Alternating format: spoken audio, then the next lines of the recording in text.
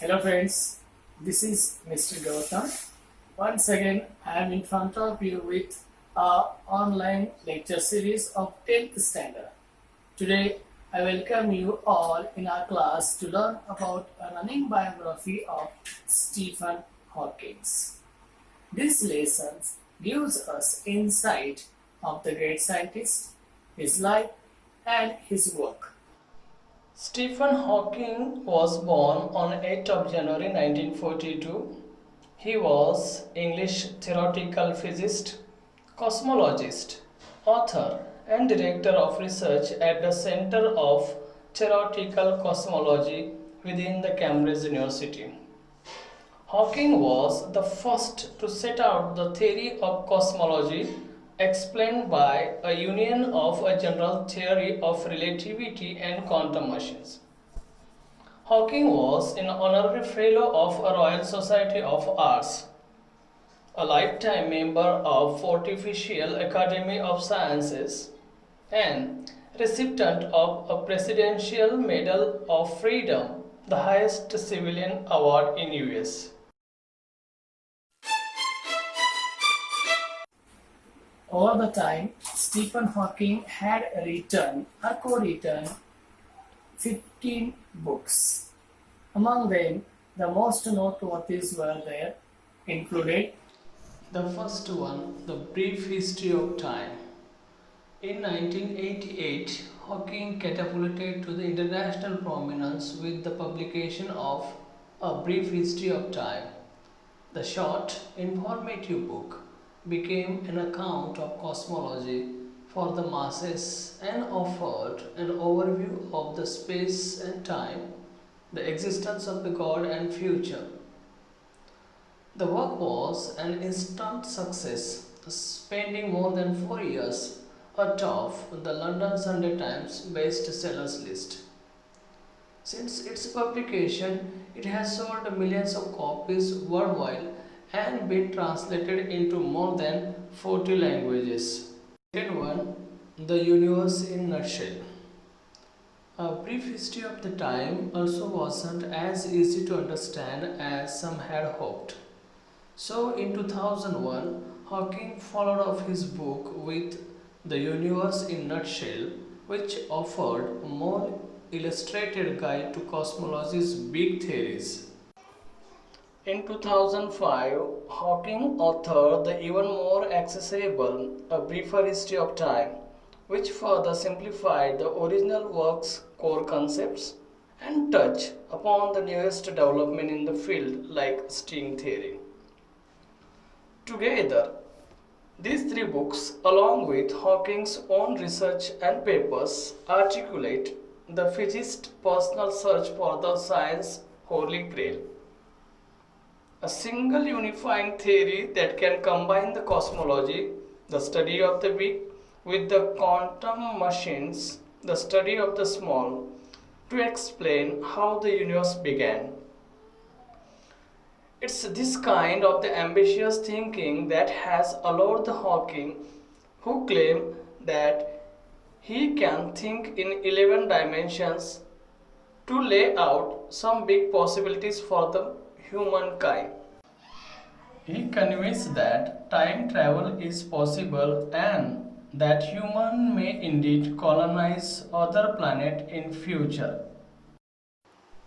The most revolutionary book of Stephen Hawking's The Grand Design. In September 2010, Hawking spoke against the idea that God could have created the universe in his book The Grand Design. Hawking previously argued that belief in the Creator could have a compatible with the modern scientific theories.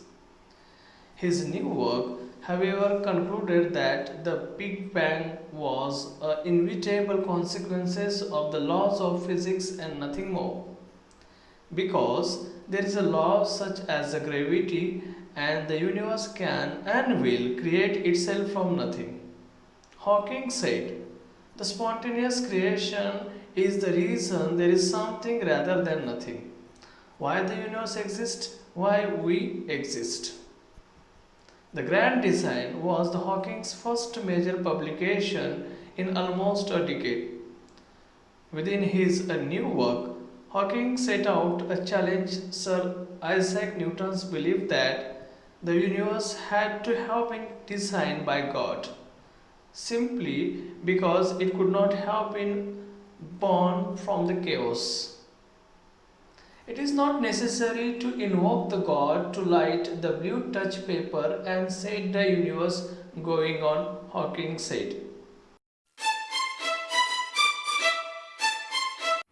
At the age of 21, Stephen Hawking diagnosed with the ALS, amyotrophic lateral sclerosis, and doctor advised him that he had only 2 or 2.5 years remain of his life. Hawking began to notice his health issues when he was in Oxford University. He would trip, he would fall, he would slur. But at initial stage he did not pay attention that much. But later, when his issues increased more, that his worst condition, his father noticed and took him to the hospital. And then doctor advised him to go through the various test series as physical control over his body was diminished. So Stephen Hawking was forced in a wheelchair up to 1969. His condition was decreasing day by day. His ever-expanding career was accompanied with his worsening physical condition. The man, up to 1975, almost became in great trouble. He started to trip in a great way. He started to slur in a great way. So that in the 1970s, the family decided to appoint one of his graduate students who would understand him and would help him to write down his research paper. The tracheotomy was performed on Stephen Hawking in 1985. The effects of the tracheotomy on Stephen Hawking, it put in peril of his all-speaking ability. The predicament caught an attention of one of the California computer programmer, and he decided to design a computer program for Stephen Hawking. He designed a computer program which, with the help of that, Stephen Hawking could make the choice of the words on the screen with the help of fingers. It used to go through the synthesizers and the words used to announced by the computer. So in this way, Stephen Hawking was able to speak and to deliver his lectures. Though the program and the help of the assistant, Stephen Hawking has continued to write at a prolific rate. His work has included numerous scientific papers, of course, but also information for the non-scientific community. Hawking's health, of course, remains a constant concern, a worry that was highlighted in 2009 when he failed to appear at a conference in Arizona because of chest infection. In April, Hawking, who had already announced he was retiring from the 30 years from the post of Lucasian Professor of Mathematics at Cambridge, was rushed to the hospital for being what university officials described as gravely ill. It was later announced that he was expected to make his full. Thank you for watching.